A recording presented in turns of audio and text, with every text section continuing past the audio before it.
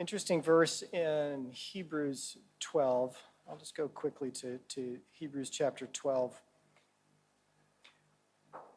This verse caught my eye. Hebrews 12.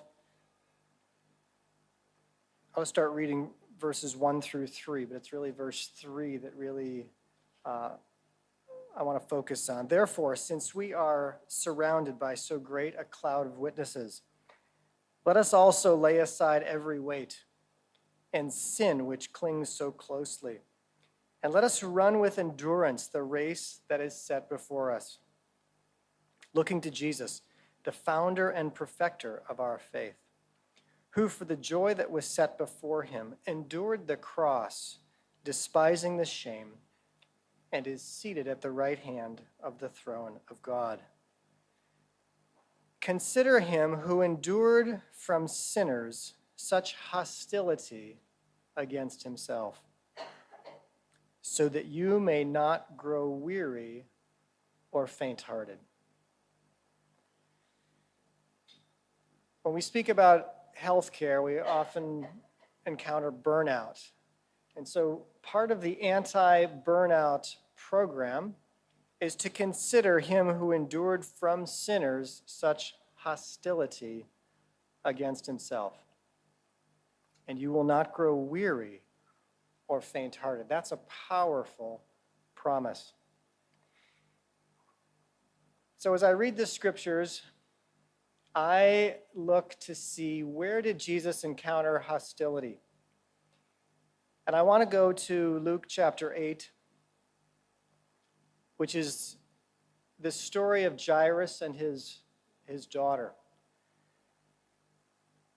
I want to give you a little bit of backstory, because typically we're very compartmentalized when we think about these stories. So Jesus grew up in Nazareth, and after he went to be baptized by his cousin John, he went to be tempted by the devil. He came back in the power of the Holy Spirit, and he set up his ministry in a town called Capernaum. It was around the Sea of Galilee. So many of the stories we read take place in Capernaum, and so does this one. Jesus lives in Capernaum. There's something else that happens. There happens to be a centurion in Capernaum who has a servant who gets sick. The elders of the Jewish people go to Jesus and say, he built our synagogue. He's worthy to have you do this for him. And we know that story. He heals this centurion's servant from a distance. In the same town of Capernaum, there is this man named Jairus. It's interesting, we don't know the centurion's name. We don't know his servant's name. We don't even know Jairus' daughter's name. But everyone seems to know Jairus, just like you might know Bill Gates or Rockefeller. There's somebody in town who is the mover, who's the man who makes things happen.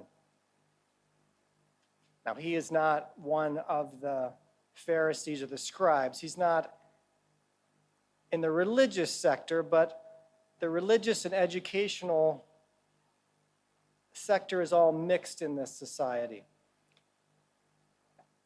And he's the ruler of the synagogue. That means that often that was a family affair, that it was transferred from generation to generation. He supported the synagogue economically. It sounds like the centurion helped them build the synagogue or get approval for it. But the economics, perhaps he's also the one who decides who speaks in the synagogue, and perhaps more importantly in the case of Jesus, who doesn't speak in the synagogue. So as we enter this story, the first verse is when Jesus returned. We're in Luke chapter 8, starting in verse 40. When Jesus returned, the crowd welcomed him. He had just been over to the Gadarenes. He decided to take a day trip over to the Gadarenes. Lives in Capernaum, is just going to go for the day. Now, when Jesus returned, the crowd welcomed him, for they were all waiting for him. And there came a man named Jairus, who was a ruler of the synagogue. And falling at Jesus' feet, he implored him to come to his house, for he had an only daughter, about 12 years of age, and she was dying. As Jesus went, the people pressed around him. And there was a woman who had a discharge of blood for 12 years. And though she had spent all her living on physicians, she could not be healed by anyone. She came up behind him and touched the fringe of his garment, and immediately her discharge of blood ceased. And Jesus said, "Who was it that touched me?"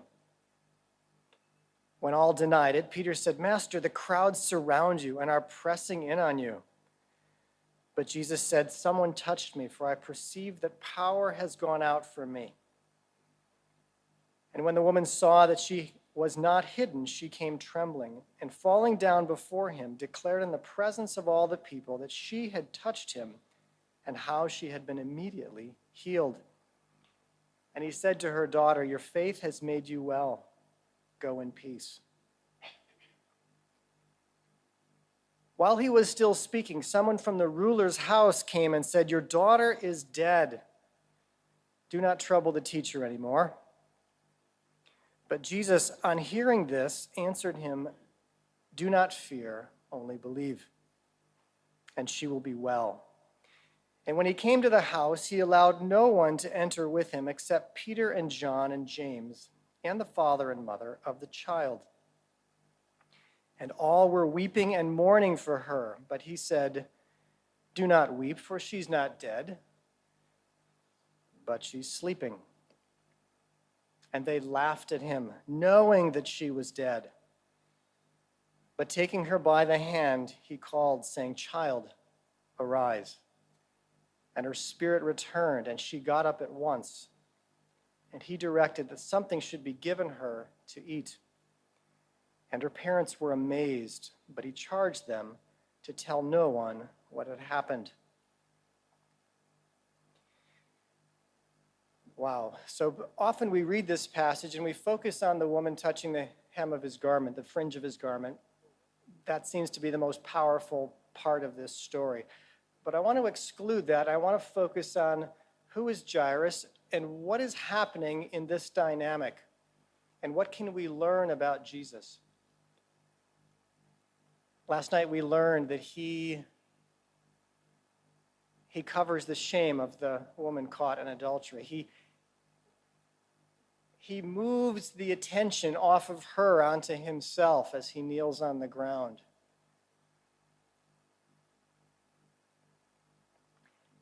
And in this case, we see, I just asked the question, did Jesus and Jairus know each other? Typically, we look at the story and think that they were strangers.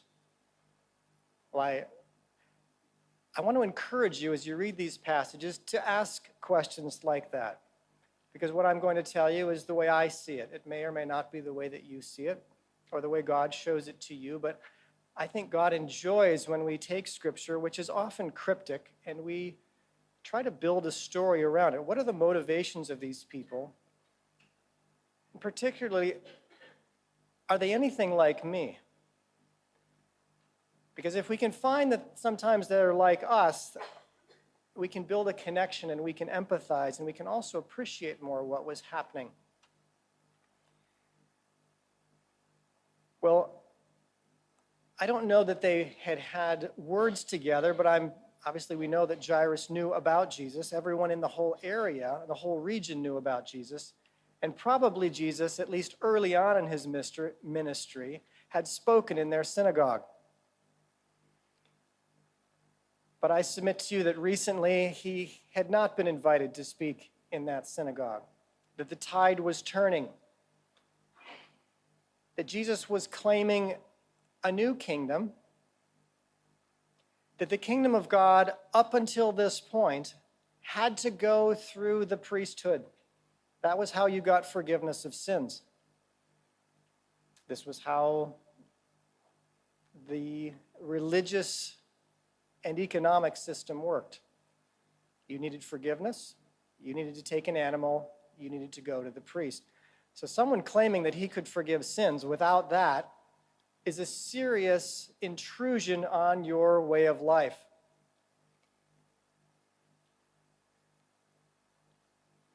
And Jairus is the ruler of the synagogue, and Jesus seems to be drawing very large crowds out. But whenever the religious leaders show up, whenever he comes back to town and say, "Show us a miracle, show us a sign," he refuses to do it.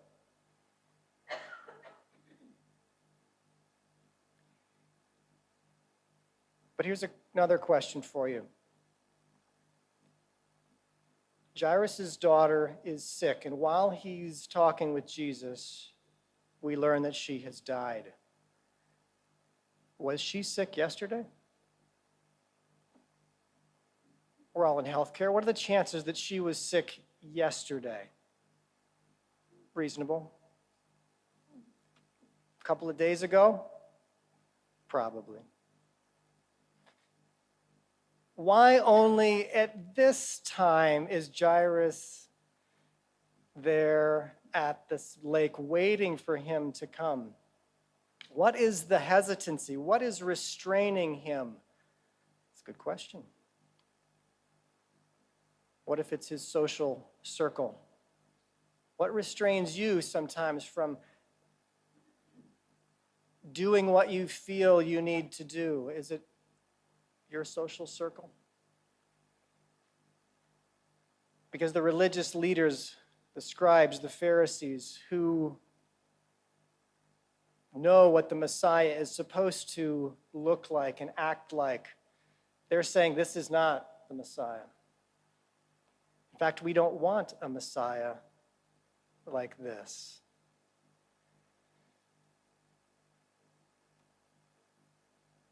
I think we need to ask ourselves, what kind of Messiah do you want? Someone to fix your problems, to bring economic relief, political relief? Because this Messiah is different. Well, Jairus is probably there on the side of the lake waiting for him to come back, kicking himself, thinking, if I could have come yesterday, if I would have just come yesterday. But Jesus comes back, and I think it's impressive and important that Jairus kneels before him. There's a humility that is required. But very quickly, someone arrives and says, "Don't bother the teacher anymore. Your daughter has died." And I used to think that was sort of a courtesy. But put yourself in Jairus' position. You've waited for Jesus. He's come. You have Jesus now on the way to the house. Would you want someone to tell you, your daughter's died, don't bother him anymore? Is that good news to you? Well, it's not. But it also, I believe it indicates that the people at the house didn't want Jesus to come to the house. Was there a precedent in the Hebrew Scriptures of anyone raising a child from the dead? Let's think. Prophets, Elisha, the Shunammite woman's son. This had been done before. A prophet, even if you agree Jesus was a prophet, prophets had raised people from the dead. He'd already raised the boy from Nain. He'd already healed the centurion's servant. The news spread. They knew that this was possible. They did not want this to happen. The people at the house did not want the daughter to be healed.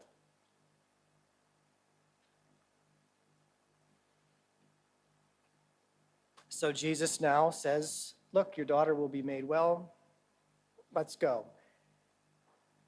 Peter, I think very excitedly thinking, wow, we got Jesus together with the ruler of the synagogue, our little movement is finally going to get off the ground. Let's not mess around with people touching the hem of your garment, getting healed. Let's get to the house. This is where the movement is finally going to get some momentum.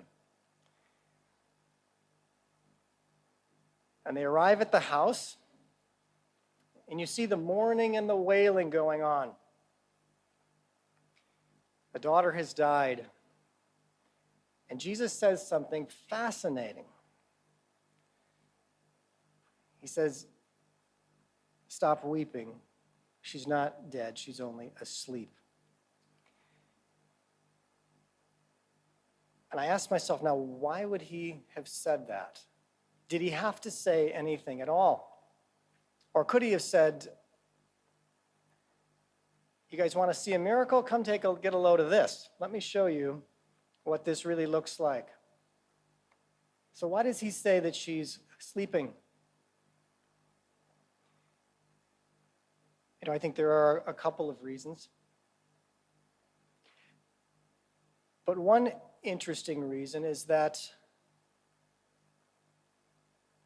he's with Jairus, and Jairus has been part of this group, and I think he's going to illustrate to Jairus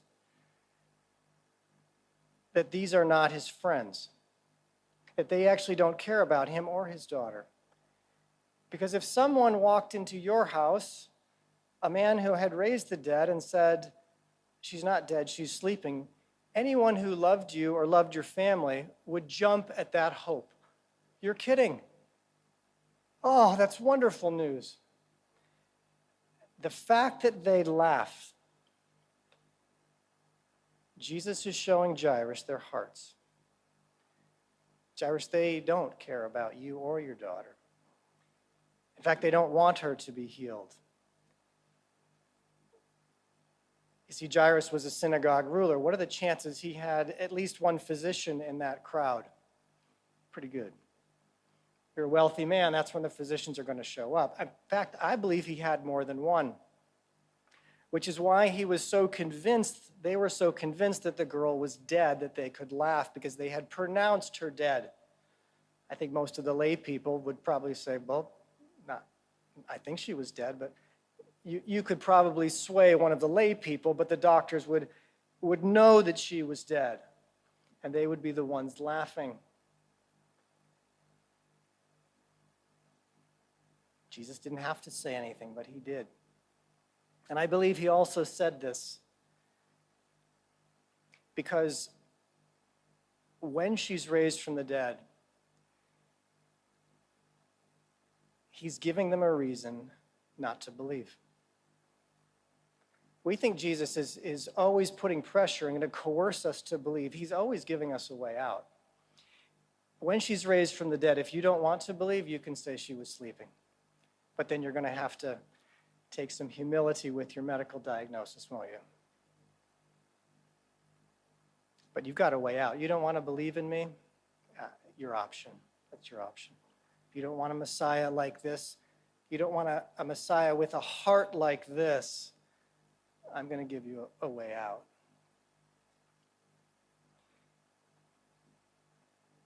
But what happened to Jairus afterwards? We don't actually know. Although I believe it was that episode that triggered the next few chapters when they arrive now from Jerusalem. To get the Pharisees and the scribes to come from Jerusalem up to Capernaum, you got to make quite a stir. And I believe this was the stir to heal the synagogue ruler's daughter, to raise her from the dead, caused enough stir in the synagogue. The word got to Jerusalem, and up came the Pharisees and the scribes, and they began to say, "It is by Beelzebul, it is the prince of demons, it is by Satan that he is doing his work." And I realized they did tremendous damage to his ministry when they said that. First of all, tremendously disrespectful. And I can't imagine it would be disrespectful to me, but to say to the Son of God, you're doing this by Satan's power.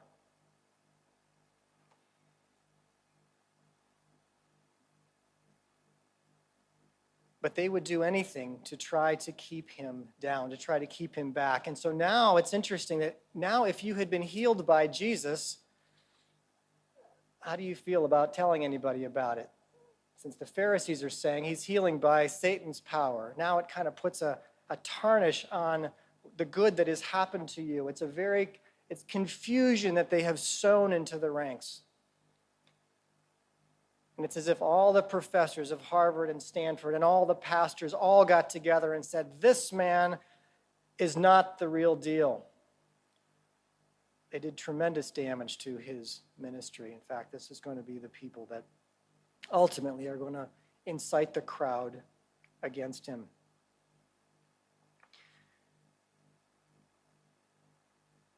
Well, I want to switch gears here a little bit because what is fueling this is envy.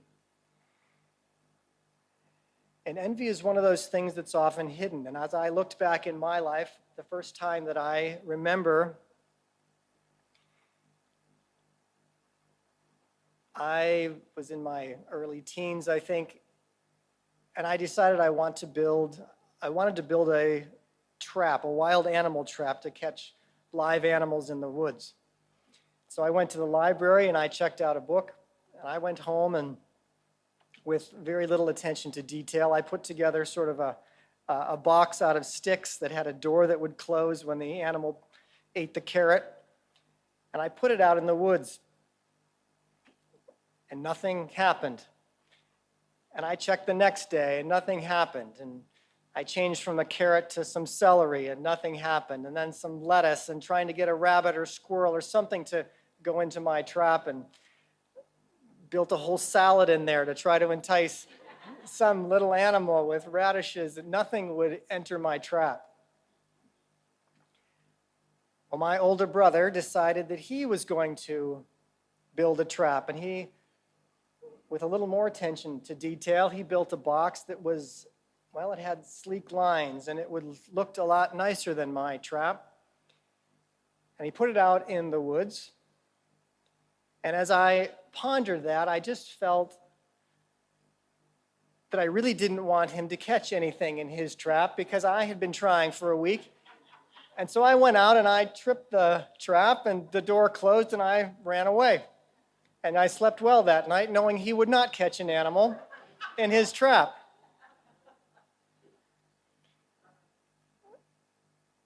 And then he started to catch on that every night his trap was closed.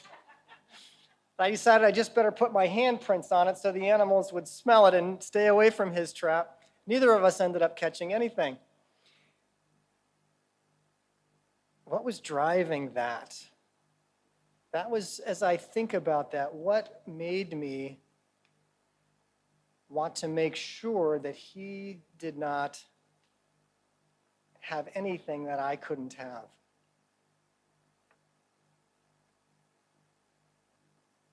Not long after that, I remember my father was referring, I have an older brother and a younger brother, 2 years older, 2 years younger. And in casual conversation, my younger brother had done something or solved a problem, and he referred to my younger brother, Mark, as a genius. Ooh, that made me so mad.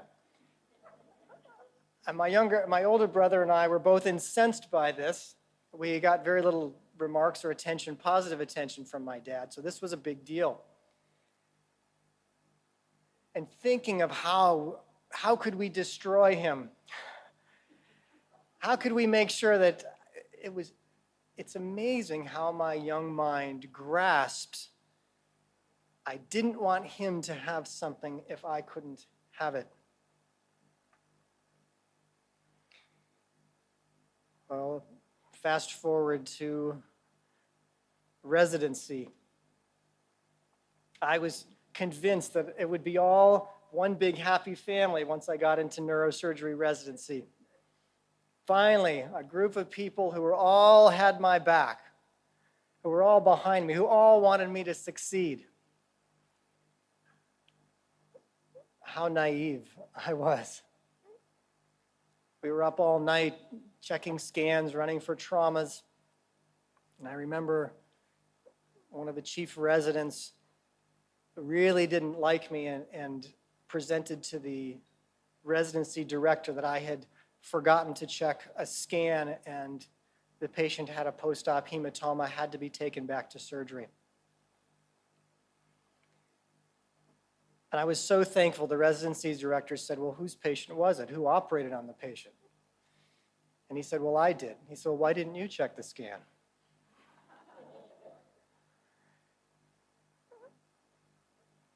God had my back.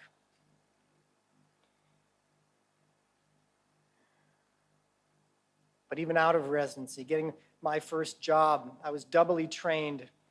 The people recruited me to do work at this hospital, very high-level work. But then I started hearing people bad-mouthing me behind the scenes, talking bad about me, wanting to diminish the work that I was doing. I was flown to New York City to be on national television. I was flown to Paris to do surgery. Envy is seeing the beauty or the virtue in someone and having contempt for it, wanting to diminish it, wanting to downplay it.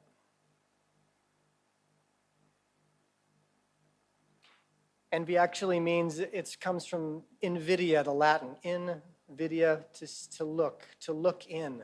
Envy, we're looking in, we're looking to see what the others have. And it takes root so easy in many of us that were not celebrated during our childhood.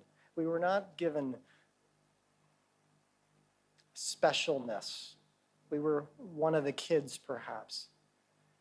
And so it fuels envy. Suffering makes us susceptible to envy. It's not enough. You don't want anyone to have anything that you don't have. Our culture is absolutely rife with it. It is full of it. And what I want to do today is at least identify it in ourselves. When I started looking at this in myself, I was amazed.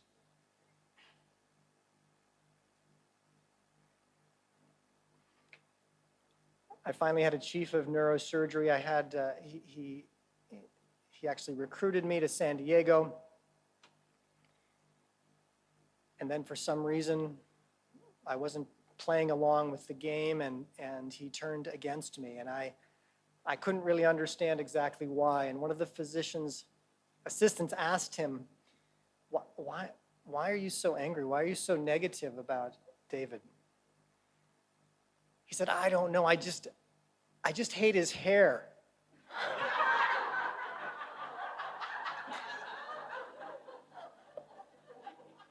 Yeah, I just hate his hair.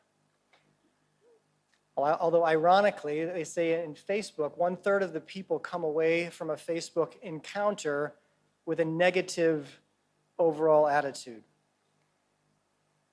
Facebook responsible for a lot of depression, and it's responsible for a lot of envy. Typically, they say that men envy family photos. They envy other people's families. Women more commonly envy appearance of other women.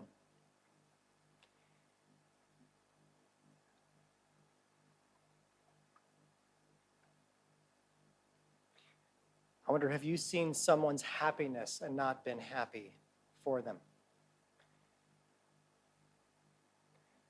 Proverbs 14:30, a tranquil heart gives life to the flesh, but envy rots the bones. Envy rots the bones. Is there someone in your circle, maybe someone in your family,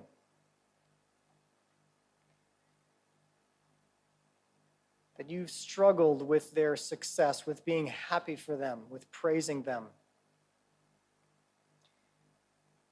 This is what I see. I see envy as it's like a light on your dashboard. It's that red light that goes off. It is a warning signal that something is wrong in your spiritual life.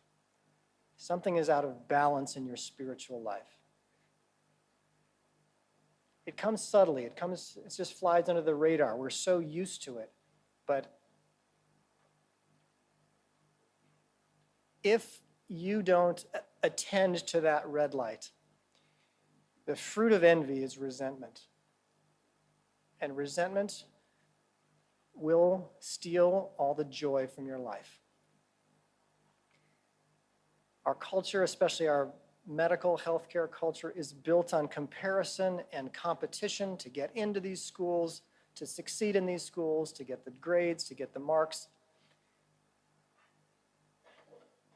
But we're sowing seeds often. And I remember being jealous or envious of the people with higher scores than me. There's always someone who's got something a little bit more than you. And I find in the social arena that we often will compare our insides with someone else's outsides. And especially women, we're comparing our insides with someone else's outsides. And we always come out lower. Our spiritual life somehow is second class to someone else's beauty, or fake beauty as it is now in the culture. You can surgically alter that. Don't compare your inside with someone else's outsides. But it's a subtle sin. Nobody really wants envy because no one, will confess fear or even lust. But to say, I'm having a problem with envy is not a very common statement. People will automatically, well, what's wrong with you? It's so subtle we don't even notice it. I just want to put it on your radar when you go to church. We're always looking around. I remember the single days. I know the married days. People now will envy you if you're married. They'll envy you if you're single. They'll envy the car. Everyone is looking for, the whole media advertising world is trying to get us to envy. In fact, I remember the days in residency or wanting to have a woman or a car or a watch that people would be jealous of. In other words, to cause people to envy is some sort of power. Wow, how twisted that is. How twisted that is. Envy is the oldest sin. We think of it as pride, but think of what happened to Lucifer in a perfect environment. So if you think it can't happen to you, it happened in heaven. It happened in heaven. Perfect environment. Lucifer said, I want to be like you. I want the top billing. I want to be like you. I don't want you to have something I can't have. And I believe that he also convinced Eve to envy the beauty and the power and the things that God had. And perhaps even envy her husband so that she would leapfrog over him to take that fruit. And Satan loves to sow envy into all of our lives so that we will take the bait. And so it'll make us miserable, and it'll fuel and motivate us to do things, and especially to speak negative words. Oh yeah, well, she's a good hostess, but did you hear about, the way she drives? We always have to have a bit of a needle, don't we? We have to have a little something to cut them down. And I think this tall poppy syndrome, somebody said it originated down here. Well, you've exported it to the U.S. We've got plenty of that as well. Unable to let people shine, to let people be in their glory, to give them glory. We become antagonistic because we don't know how to admire. We don't know how to give admiration. And if you want that gift or another gift, you can actually ask God for it.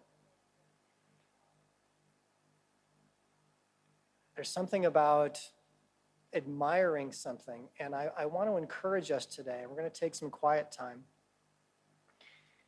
and we're going to think on this. The things that you admire, the things that you want. Maybe you want to be up here speaking. And if you're a speaker, what I find is that you become critical of other speakers. If whatever your gift is, somehow Satan wants to get you to be negative about the way other people do that. I wouldn't have said that. I wouldn't have said it that way. I might have started off with a joke and not with Luke chapter 8. I mean, whatever your deal is, can you receive? Can you enjoy? Can you enjoy someone's gift in the unique way that they present it? Maybe not in the perfect way, or maybe not in the way that you would do it. There's something about us as believers in Jesus to be able to admire. There's something also, so an anti-envy protocol would be something like, it starts with gratitude. I think envy, jealousy, the scriptures use them interchangeably, so I'm just going to lump them together. It's essentially saying to God, you gave them the good stuff and you gave me the garbage. I want that stuff. That's the good stuff, what they've got. I want that gift. My gift doesn't matter to me. That's low stuff. I think it's very offensive to God. And I think we want to wake up. I mean, he understands because he knows, as we explained the other night, the enemy has twisted. He's put iniquity in all of us. So probably your parents also had envy going. And so you just learned it from watching them and from watching your classmates in school and your teachers and the media watching our videos. It's all about it. Just, you see, you're a fish swimming in a sea of envy. So he understands. He's saying, I don't condemn you, but I want to bring this to your attention. That is stealing joy from your life, and that's stealing joy from your relationship with me, because envy is a barometer of your relationship with God. And that light on your dashboard is telling you something is out of whack here. I am not receiving from the Father the value. I'm not going to him for my value. I'm actually going to other people. And when someone else has nicer hair or whatever it is, they're getting more attention than you, and immediately you want that attention. So in our quiet time today, maybe you can ask God for that attention. Maybe you can go to him for that attention to say, you know, that I've noticed I've got some envy, especially with this person. Specifically figure out what that person has and why you envy them. What have they taken that you want? Attention maybe from someone that you wanted attention from. They won an award that you wanted to win. Whatever it is, perhaps go to the Lord and admire their gift. And that is so freeing. And we're just going to sow some freedom into our lives today as we admire, even from non-believers, what God has placed in them. He has given non-believing musicians fantastic abilities. I disagree with the way many of them display it or portray it or what they write their songs about, but I can admire the gift.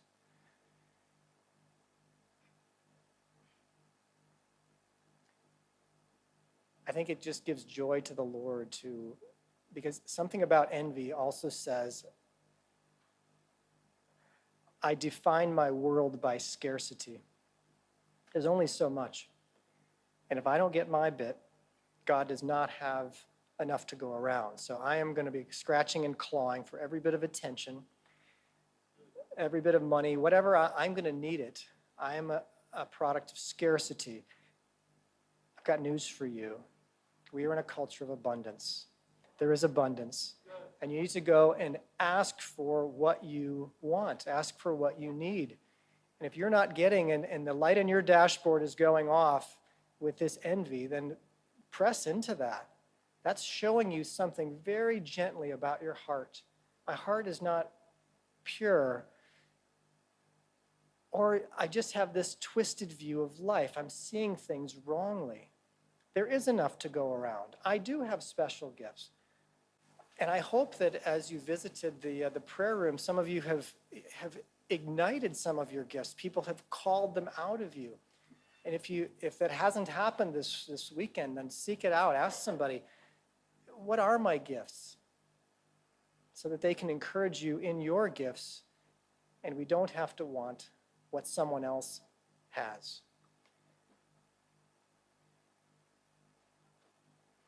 Just want to take some time now. So we're going to do, I'm just going to read a verse. Jeremiah 9:23 and 24. Thus says the Lord, let not the wise man boast in his wisdom. Let not the mighty man boast in his might. Let not the rich man boast in his riches. Let him who boasts boast in this, that he understands and knows me, that I am the Lord who practices steadfast love, justice, and righteousness in the earth. For in these things I delight, declares the Lord. If you want to boast in something, you can boast that you understand God. Now, I'll throw in a caveat here. People will see that glory, and they will see your purity, and oftentimes they will turn on you. It happened to Jesus, and if it happened to Jesus, it will happen to you. And they will try to turn it. They will say, if they could say to Jesus, he's doing miracles by the power of Satan, with all the fruit in his life, with all the humility in his life, with the beauty in his life, they will say it to you. Now, giving a little bit of a break to the people of that society, oftentimes we see pictures of Jesus, and he doesn't really look like a 30-year-old. He looks like he's about 45. Jesus was 30. Jet black hair, black beard. And everyone else in that culture that was speaking had gray hair. It took a while before you were listened to and you could become a rabbi. He was basically a construction worker. We say he was a carpenter, but the word is tekton in the Greek. It's just a construction worker. So a construction worker with no schooling calls himself a rabbi, starts having meetings at his house. Yeah. You've been at this for many, many years. You've studied with all the right rabbis. There would be a reason you would be jealous of him. And the people are starting to follow him.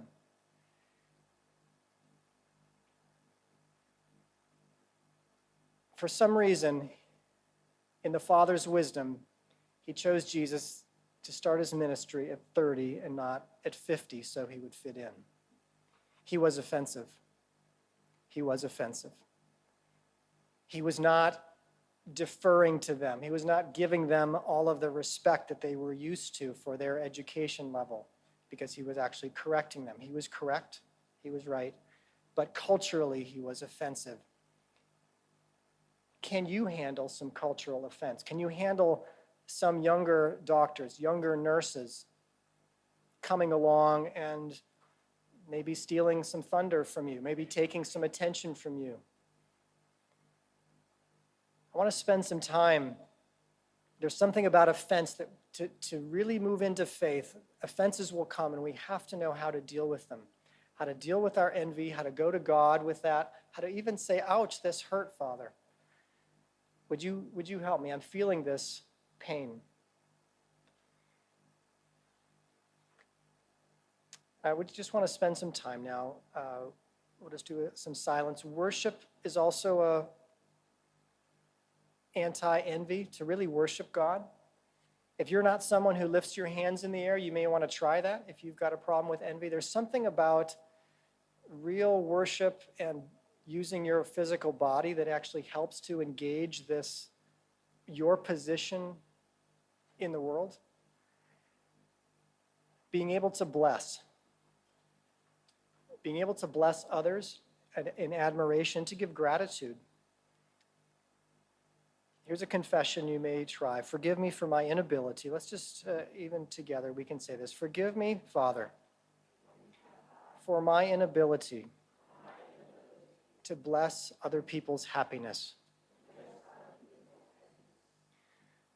Forgive me, Father, for my inability to enjoy other people's success, their beauty, their wealth, their good decisions, and their good fortune. Now, I want you just to think, is there someone who threatens your position or your security, or someone who, for some reason, didn't rejoice at your success?